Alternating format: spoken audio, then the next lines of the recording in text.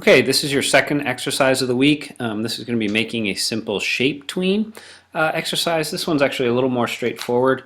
And for the most part, just so you know, for the first several weeks at least, and I'm sort of thinking ahead, we're going to be doing more of the motion tweens. The shape tween works a little bit different than the sort of library and then bringing onto the stage symbols from the library. But this option for shape tween is going to come in definitely sort of later in the semester, and it's a very, very basic sort of tenet of Flash, so I think it's important that we go over it now. You're going to get used to me sort of skipping the first couple steps often, the opening of Flash, and when Flash opens and it gives you a screen of the file you'd like to create, ActionScript 3.0, that's where I stand. We are, for the most part, going to be creating ActionScript 3.0 files, so often you can skip those 3 steps if you already have Flash open and have a file ready to go. So, without further ado, let's make a simple shape tween. So step 4, it says choose the oval tool in the toolbox. We worked with the oval when we worked with the motion tween. So I choose the oval. And then it says, and this is where it actually differs from the motion tween. It says click, hold, and draw a circle on the actual stage in the bottom left-hand corner. You can make sure it's a perfect circle by holding down Shift on your keyboard. Here's the difference. With the shape tween, we're going to be doing it directly on the stage. Instead of using these sort of canned graphics over here in our library, shape tweens often have to be done directly on the stage. So what I'm going to do is I'm going to click, hold, and draw this green circle. Okay. This is a vector graphic that's sort of sitting on that, sitting on the stage, ready to get tweened, basically. Now it says move up to frame 60 in the timeline. We're just going to click on frame 60, just as we did on the motion tween exercise. And this one's a little bit different. This is going to, what we're going to do is we're going to insert timeline blank keyframe, and I want to sort of discuss what these sort of differences are. So I'm going to go to insert keyframe blank keyframe, and I'm going to stop right here. And I could have explained this in the first exercise. Doesn't really matter where it gets explained. This idea of keyframes is quite important.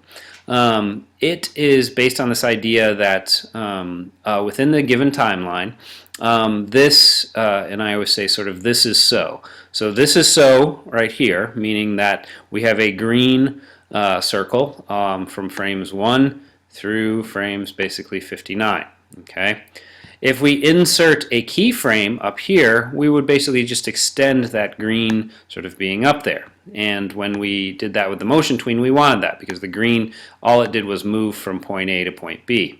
In this case, we want to say something else is so, meaning we want to sort of state something else visually in frame 60 here. Okay, so at different points in the semester, I'm going to have you guys sort of thinking about blank keyframes versus regular keyframes, but this is a very sort of important tenet, important idea, a base idea to Flash. It can become very important actually in video editing keyframes.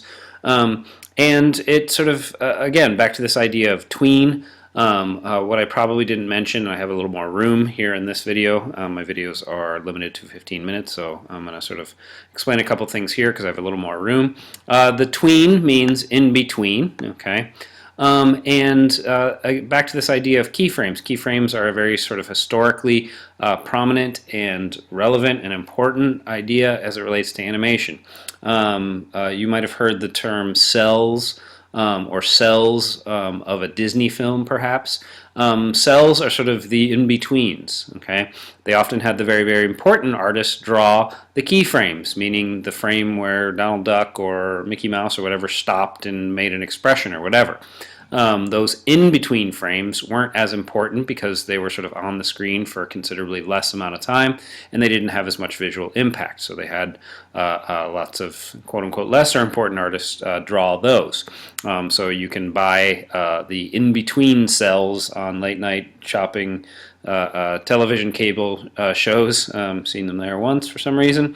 And they're often sort of something that's become a sort of collectible item these days. So back to our shape tween. So we have this being so from frame 1 all the way to frame 59. Okay. Now it says while on that blank keyframe, choose the rectangle tool. So I'm going to make sure I'm on that frame 60, and I'm going to come over to my rectangle tool. Okay. Now it says draw a rectangle of a different color on that frame. So I'm going to choose, let's choose a red of some sort, and I'm going to draw a red rectangle or square-ish thing. Now, it says choose any frame in between frame 1 and 60 in the timeline and click on that frame. Same thing as we did before with the motion tween. And it says choose insert shape tween. Okay, and you're going to see something different happen. Okay, first thing we see happen is basically this long arrow. That arrow represents the shape tween. The tween area, the frames in between there, sort of got to a shade of green. This is going to represent a shape tween. So now I can grab my playhead, and as we move from point A to point B, meaning frame 1 to 60, it both changes colors and changes shape to ultimately end up as our red rectangle. So we can move our playhead back and forth to demonstrate that.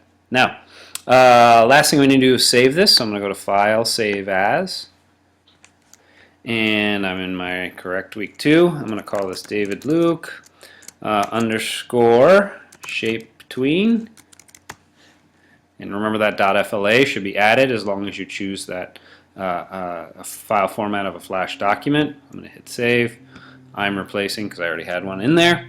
And we are going to now, as we did on the first one, we're going to test the movie. So I'm going to control test movie in Flash Professional, and there we have our shape tween. Okay, so these are the 2 exercises you need to do: your motion tween, your shape tween. Again, watch that Flash Basics if you haven't already. Hopefully you watched that first. Again, the disclaimer that is from last semester. It's the only one we'll sort of have shown like that. All these others will be up to date. So make sure you get both of these in the Dropbox. It's going to be the week 2 Dropbox. Make sure your naming conventions are correct, and make sure you get it on time. Everything is released at 4 o'clock on Wednesdays, and everything is due that Wednesday night at 11:59. So you have a week and 8 hours basically. I want to give people as much time as possible, but we need to have obviously a due date at some point. Okay, email me, use the Flash Questions forum if you have any questions, and hopefully we'll see some good and simple building blocks here with both our motion tween and our shape tween.